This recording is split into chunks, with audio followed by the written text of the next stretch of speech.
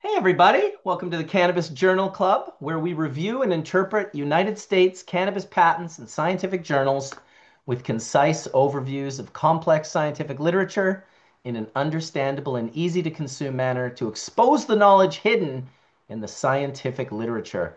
We do not claim any medical utility of these government patents or scientific articles. We advise you to obtain your own copies of these public documents. Dr. Allen, welcome. I'm excited about today's show. Thank you, Bubble Man. All right. Please, God, bless this episode of Cannabis Journal Club. And I'm Dr. David Allen, and we're going to talk today about cannabis hyperemesis syndrome, CHS. And you're going to hear information. There's a lot of information on this on YouTube already, but you're going to hear some stuff on this that no other channel will even approach, because we have a different way of looking at things because we use cannabis, so we think different. True story. So, cannabis hyperemesis syndrome. It's given the three-letter moniker of CHS, which gives it life, and the the science of nausea and vomiting is super complex because it involves every major system of human anatomy. It involves the intestine. They call it the hypothalamic pituitary adrenal axis, which involves every chemical your body makes, basically, and it's all intertwined. And we're talking about homeostasis. So when you touch one arm of homeostasis, it affects all the other arms of homeostasis. So one malfunction causes a lot of other things to work to maintain or regain homeostasis. Mm. And so the endocannabinoid signaling system is a major control system of homeostasis, but itself is subject to homeostasis. And so we're not going to try to teach you pathophysiology and all the studies about this. And if you have this syndrome, you're going to look up this information on your own. And there's several major articles you should look at regarding cannabis hyperemesis syndrome. And we'll put those in the notes below. And so uh, I have personal experience with this, and so what's known is low dose cannabis actually cures or mitigates nausea and vomiting. So people getting chemotherapy, they use cannabinoids, and it helps them with their nausea that the chemotherapeutic agents cause. And so uh, the ECS controls all of this, and since it's so complex, it's hard to diagnose. And if you go in the emergency room with this syndrome, it's hard for the doctor to make a firm diagnosis for a lot of reasons. First off, so let me explain what CHS is, and it consists of repetitive, sequential uh, episodes of severe nausea, vomiting, and abdominal pain, and it has the appearance in the early morning hours, and that makes me think that it might be related to the nausea of pregnancy or morning sickness, also called uh, uh, it's called hyperemesis gravidarum, which is and the main diagnostic thing that they're worried about CHS is this thing called cyclic vomiting syndrome, CVS, and many people think that CHS, cannabis hyperemesis syndrome, is related to the cyclic vomiting syndrome, and they really don't know uh, what's causing that, to tell you the truth, either.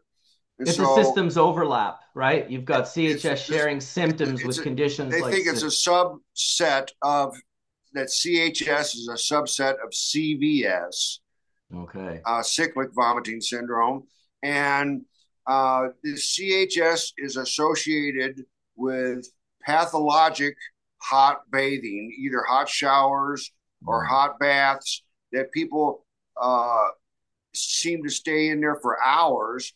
And it's really the only thing that helps in any manner. And they've also noted that if you put capsaicin cream on people's bellies, that this hot sensation also mitigates the nausea and vomiting, and changes it to where it's like, I'm going to kill myself to I can tolerate life. Mm. So this is a serious syndrome and causes a lot of morbidity. I mean, people want to almost kill themselves because it's so severe. Mm. And so they would do anything to seek relief. And so they go to the emergency rooms, and they're smoking cannabis, and their experience is, well, when I use cannabis, it makes me hungry and I can eat better. So they're kind of using cannabis. And so this syndrome is associated with people that use high potency cannabis repeatedly, frequently. And so um, the major differential diagnosis is CVS. And I was wondering, does hot baths cure nausea and vomiting from other causes? And I was surprised to find out that nausea and vomiting is also mitigated in cyclic vomiting syndrome.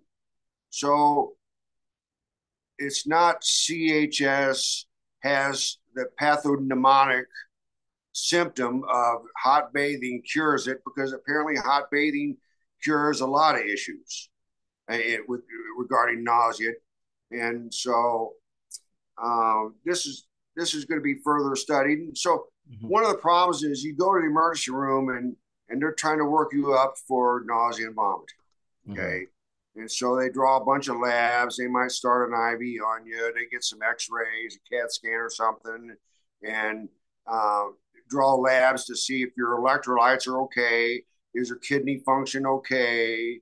And they might even do liver functions or pancreatic enzymes, amylase, and find out if there's issues with that, and maybe draw a white count or something, and uh, basically come up with a negative workup, okay, for why is this person having nausea and vomiting right in front of me, and all this diagnostic stuff I've done is not revealing any real disease.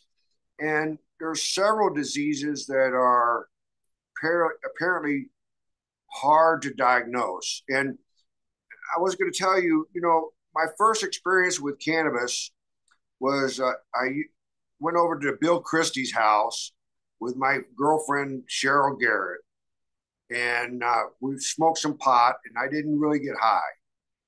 And so the second time I tried cannabis, same scenario. Went over to Bill Christie's house and smoked, and I just eaten some grandma's spaghetti, and I took a big hit, and I was determined I was going to get high, because the first time I really didn't have any effect at all.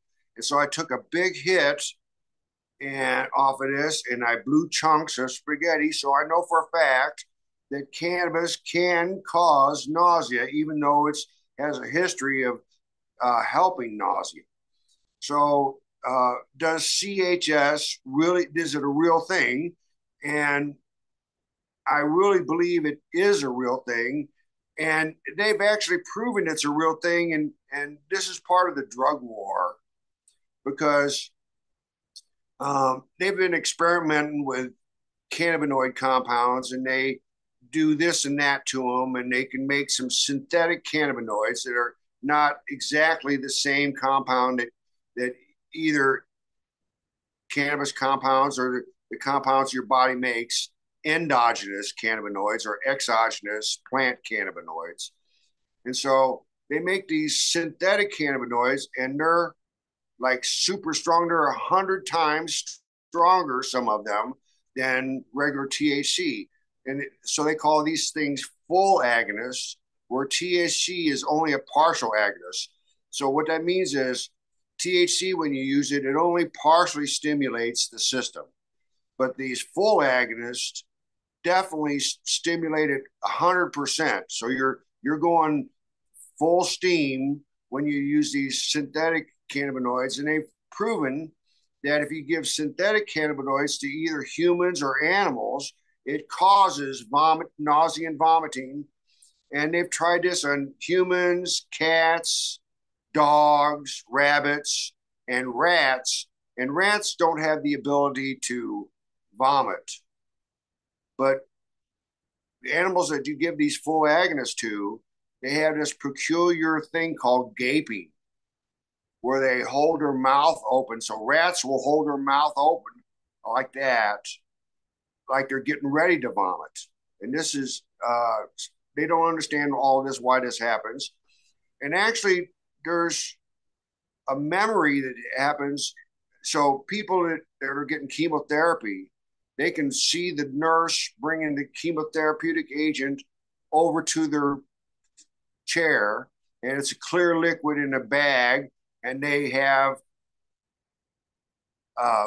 nausea and vomiting that's happens before they actually get the chemical. So this is like a memory that your body has, whether it's in your intestine or whatever, the memory, and it gives them premeditation of having nausea. So at any rate, so I do think it's real, because if you give full agonists, it does cause nausea and vomiting. And so it would make sense that if you take large amounts of exogenous cannabis, that it might have the same effect. And so I do think it's real. And people that have this thing are in serious trouble and serious pain. And so the doctors will try just about anything on it. So the doctors will try anti-nausea medicines, Zofran and some other things, and they'll try some muscle relaxants, and they'll even try morphine. And sometimes that doesn't even work, and so they pull out the big guns. And this was a red flag to me, because they would say they would give Haldol was about the only thing that they could give patients that would stop this chronic vomiting, and the dose is 2 to 5 milligrams of Haldol. And seriously, no matter how big you are, if you get 5 milligrams of Haldol, it will drop you wherever you stand. And so when psychotic patients would come into the emergency room, we would routinely give them Haldol and knock them out. So I remember one time in Connecticut, I was working the ER, and this black guy came into the waiting room, and we had a video of the waiting room, and he stripped naked, and he started yelling, "I'm Ava Gardner. I'm Ava Gardner." And we gave him Haldol, and that stopped that. so Haldol is like one step away from general anesthesia. And so whenever you use something like that, it's a serious problem. And so the only recommendation that they can come up with, since no pharmaceutical drug actually helps this, the only recommendation these people have that are studying CHS is complete abstinence from cannabis for the rest of your life. Now, this set That off seems sparks in my extreme. head, because I I was hurt by the drug war, and I have pretty bad PTSD, and whenever I hear anything that is drug war related, I'm completely biased against the drug war. And so I don't know where I was really going with that, but So Well, I had a question for you, I had actually. reason. I I had, Oh, okay, I'm you go sorry. ahead. No, no, that's I had okay. I've been trying reason to to. ask you a question since we started this. I Yeah. wanted to ask you what the statistics are on the CHS. Damn it, If Bubble Man. I'm a surgeon, not a statistician. There we go. So Just loosen it up a little bit. yeah, perfect. So Beautiful. I was really biased. I thought there was no way that CHS exists because if the drug war was going to invent a disease to make people afraid of marijuana, because they've spent millions of dollars, billions of dollars trying to prove anything wrong with cannabis. And so if they were to invent a disease that that caused you to fear cannabis, it would be something completely similar to this. It would taste and smell and look exactly like CHS because you got to quit smoking cannabis for the rest of your life. It's the Yeah. perfect disease for the drug war. And so I was very suspicious that this really occurred. But after my studies, I found that really full agonists cause this. And my personal experience, I know that cannabis can cause nausea and vomiting. And so the real question is this, and this is the bottom line. When you make the diagnosis of CHS, does it help the patient or does it harm the patient? And here's my thoughts on this. And I I don't I don't know everything. I just know what my brain tells me from being tortured by the drug war. And so, does it help you? Well, there's no treatment for it other than quitting cannabis. So the knowledge that this thing does exist, that it has a idiosyncratic or biphasic action on nausea. If people know that and they're having massive nausea, then they just slow their roll and not use cannabis so much. And it's a risk benefit thing. So that cannabis helps them with some things. So maybe they can use it in smaller amounts. But if the only recommendation is you got to quit for the rest of your life, then the diagnosis of this isn't really helping you at all, other than the knowledge that maybe you need to smoke less or quit it for a while. And then the issue is how long do you have to quit it to wait till the endocannabinoid signaling system re-equilibrates, and maybe you're getting too much stimulation, and so you need to have the ECS quiet down some and uh, adjust one of its arms of action. Um, and so, is the diagnosis possibly harmful to the patient? And here's what we know. And here's what I know personally. I personally know 3 patients that have had the misdiagnosis of CHS that I now call a maldiagnosis of CHS, because there's apparently some disease processes that are not easily diagnosed by the common uh, stuff that they do in the emergency room at most hospitals. And so 2 of these patients were diagnosed with CHS, were later found to have Helicobacter pylori. And this is an interesting bacteria that's a spirochete, and it lives in the stomach and it causes bleeding ulcers in the stomach. It may live in the rest of the intestine in smaller areas, but if you had this, what happened, it would cause a bleeding ulcer. And if you bled in the old days, if you came in with a bleeding ulcer, no matter how much you treated them with pharmaceutical medicines, they always had a rebleed. And so that was an indication that you don't want them to rebleed because that will endanger their life. And so if they had a first bleed, then probably they needed to have their stomach excised and everything rehooked up. And so to eliminate the danger of a bleeding ulcer. And so initially, bleeding ulcers from the stomach were only treated by surgeons because the medicine doctors couldn't offer them any relief. And so what happened was this was the turf of the surgeon. So if you had a bleeding ulcer, call the surgeon. And so what happened was a lot of these ulcers were being taken out by surgeons in Australia. And they were sending it to the pathologic exams.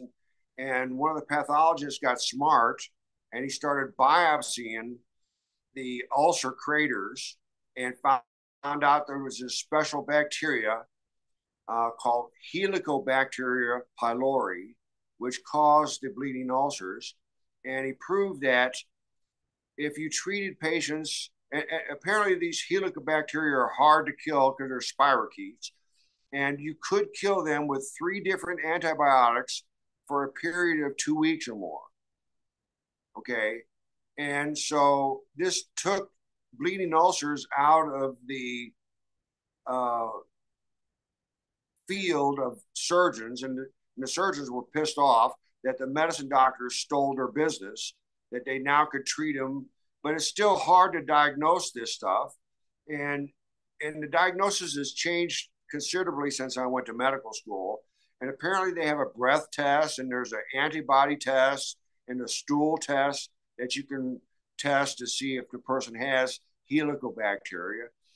But so 2 of the patients that we know had Helicobacter pylori and were originally diagnosed with CHS. A third patient that I know, Joey Lee, went to Oroville Hospital in Northern California, and they said, and he's having vomiting, and they said, well, we think you got CHS, boy, you smoke pot. So they asked him, do you smoke pot? He said, oh, of course I do. And they said, well, you got CHS, and they sent him packing. And in emergency terminology, it's called treat and street or Gomer, get out of my ER. So they labeled him a Gomer and sent him packing. We looked at you. We can't find any reason for your nausea and vomiting. It has to be your marijuana. Go somewhere else. And so Joey Lee went to another hospital and had like even a worse experience. And so he was vomiting and he was there with his wife. And they told me, well, you got the other hospital diagnosed you with CHS. That's what we think too. We're discharging you. And his wife said, no, you're not. He's vomiting right now and you can't do that. And so the hospital called the police and told the police, we're ejecting these people from the emergency room. We want these people off this premises. And the police came and told them, if you don't leave now, we're going to arrest you both. Not just the patient, we're going to arrest him and his wife. And so this tells you the mindset of the medical community. And so in some of these articles about CHS, they mention that every time they diagnose CHS, it saves the hospital $95,000 for each diagnosis, for each visit. And so if you were a hospital CEO, you would have a lot of monetary reasons, incentive to make a doctor, emergency room doctor, the more times you diagnose this, the more times I'm saving money. So it'd be an incentive for the CEO of the hospital to put his thumb on the scale of this diagnosis. And so does this diagnosis have the potential to miss real disease? And one of my major criticisms of these articles about this is almost no one is mentioning, they saw, well, no one is mentioning that you could miss real disease. Are you missing a small pancreatic cancer that's blocking the biliary tree, the sphincter of Oddi? Is it the little natives in running around in the faraway Isles of Langerhans in your pancreas causing this trouble, or gremlins, or perhaps a small toad living in your stomach. So we don't know what the real etiology of this stuff is. And if they can only say just quit smoking pot, then I would say that the diagnosis of CHS is not helpful to the patient because they can offer no medical treatment to help the patient. And it might deny you of further workup that might reveal the real cause of the disease. And in my small experience in this disease, I personally know 3 people that had misdiagnosis that had real disease other than that. So Well, I'm what thinking that, disease goes away when you simply stop doing something? Like, oh, I have lung cancer, but I stopped smoking well, cigarettes and it just went away. poisoning. If you take a little poison, it causes you some symptoms. If you quit taking the poison, uh, Exactly. So another and another interesting fact is that so I believe CHS was first diagnosed in early 2000, like 2004 was maybe the 2004, first. yeah, Yeah, we first started speaking about this. So let's go back to 2004. Let's go back to the late, early 90s, late 90s when cannabis as a medicine, nobody had any idea. I don't believe Cristina Sanchez and Dr. Andre Guzman had done the work on apoptosis yet at the University of Madrid. I don't believe anyone really had an understanding that cannabis could shrink tumors. We thought back then the main medicinal aspect of cannabis was for nausea after for anti-nausea, chemotherapy and exactly. radiation. And in fact, Dr. Lester Grinspoon tells a very powerful, beautiful story about his young son, Danny, who was dying of, I believe, leukemia. And they used to take him in for chemo and he would vomit for hours and hours afterwards. And one day someone was like, you should get him some marijuana. And of course, Lester's like that, Yeah. running the Harvard Medical School. He's a pretty big guy. He's very much not into cannabis. This is why he wrote the book Marijuana Reconsidered. And he told the story on my show, Hash Church, a couple years back while he was still alive. Rest in peace to Lester, that the first time they let him smoke a joint out in front of the hospital on the way home, driving home after chemotherapy, Danny asked his father, "Do you think we could stop and get a submarine sandwich?" And that was just, how powerful is that though? Like from 8 hours of vomiting to half a joint to let's go get a submarine sandwich. What is going to feed the body and the systems and your health better, vomiting for 8 hours or going and having a submarine sandwich? Exactly. Powerful stuff. So here's a concept. So so this whole thing about anticipatory nausea, that people kind of, if they, a smell will kind of trigger nausea. And so the intestine actually has more nerve cells than the brain. So there's more nerve cells in your intestine than there are in your skull. And is the and the reason for this is because everything you put in your mouth from the outside of the world, poisons and everything else, your body has to determine what it is and it should it reject it or not.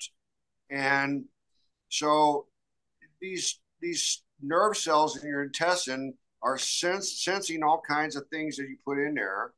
And so people consider the intestine a peripheral brain, a second brain. And so there's a question that anticipatory nausea, does the intestine have memory? I definitely think it does. I mean, what do the cops always say when they're like, I just have a gut feeling. Exactly. I have a There's gut knowledge and feeling. gut feelings.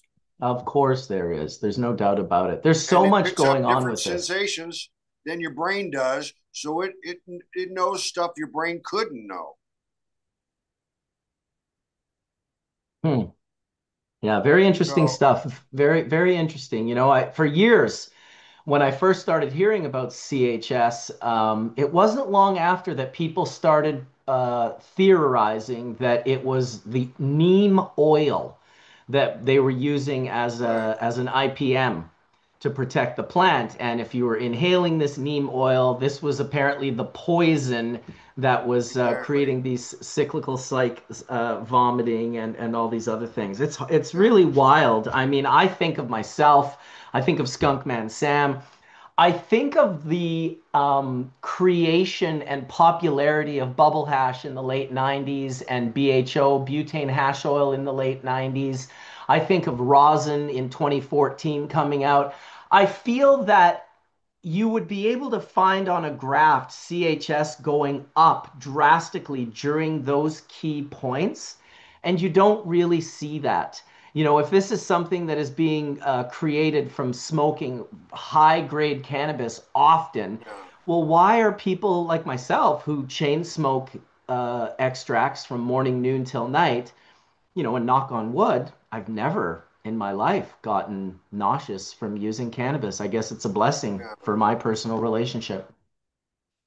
Yeah, there was a bunch of accusations. Is it neem oil? Is it insecticides or something? And then people thought, well, maybe it's a genetic issue. And the genes are real long and real super complex. And to prove that there's a genetic connection between uh, three base pairs being different, causing a disease, it's kind of hard to prove. And so I don't personally think that there is a genetic component to this. Um, uh, but I, but these studies will progress and may actually define that there is a gene involved in this, and that would make it easier to diagnose this. But I just don't think it's a genetic thing at this point. But I could be proven wrong. So the bottom line is is a diagnosis of CHS helpful or is it harmful to the patient? And I don't think it's helpful because they can't give you any medical treatment for it other Yeah, than I stop using concur. I agree with Dr. David Allen.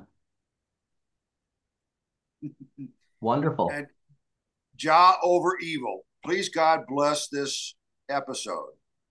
Ja over evil. Live it. Thank Live you for it. your time, Dr. Allen, as always. And if any of you have any questions, please, we'd love to engage with you in the comments section. If any of you have been diagnosed or misdiagnosed with CHS, please reach out to us in the comments section, and we'd love to have a chat with you.